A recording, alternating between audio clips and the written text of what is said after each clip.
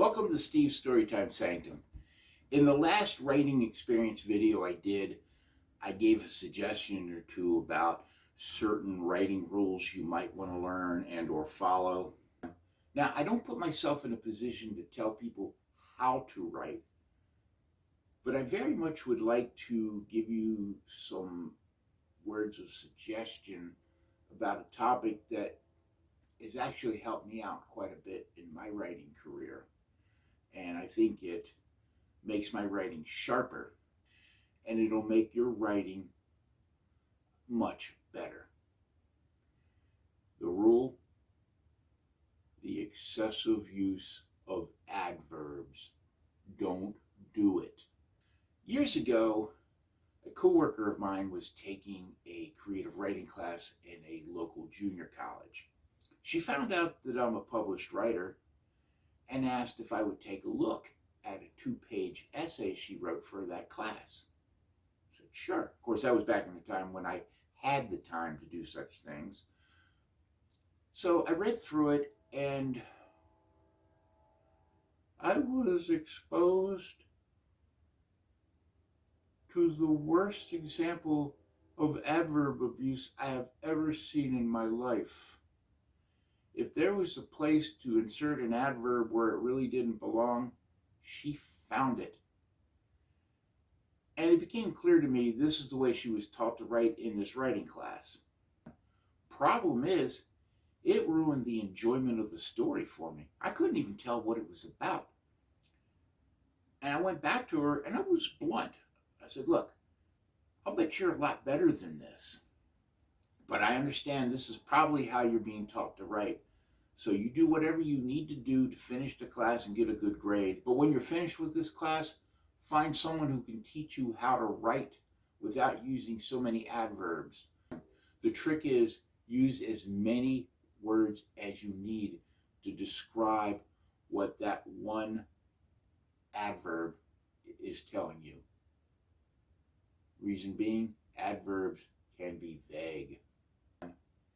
If anything, why would you use an adverb when you can use multiple words to describe and to paint a much more detailed picture for the reader?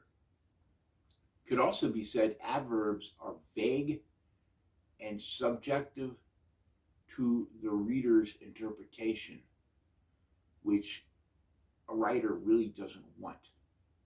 Let me give you what I think is a really cool example. Deliciously seasoned. Why is whatever the character just put in their mouth delicious? What seasoning or what cooking techniques were used to make it delicious? The writer hasn't told anyone what makes it delicious other than him or herself. At that point, we don't even know why the character thinks it's delicious. Do you really want to be that vague? Not everyone agrees on what is delicious. Don't believe me? I'm from Maryland, so to my taste buds, Old Bay is a fantastic seasoning. But if the main character is making chocolate cupcakes, that's not going to make any sense. Now, actually, I may try Old Bay on cupcakes one day. Make sure I start off with vanilla icing first, just in case. This is your opportunity to be descriptive. As a writer, that's a good thing. Do your best to describe what makes it delicious. And even if the reader doesn't think that seasoning or that cooking technique or that food is delicious, at least they know what the character thinks is delicious. And yes, you will use multiple words to get your point across, to get the description out there. So what? You're a writer. Use those words. Now, I will tell you up front that I still use adverbs. The vast majority of them are in character dialogue or when I'm writing from the point of view of a particular character, and that's just the way he thinks. But that's how I do it. Let me read this disclaimer. The writing suggestions expressed in this video are my opinions and practices.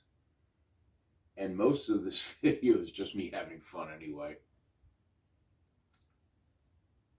Use my suggestions or ignore them or adapt them to your writing style as you see fit.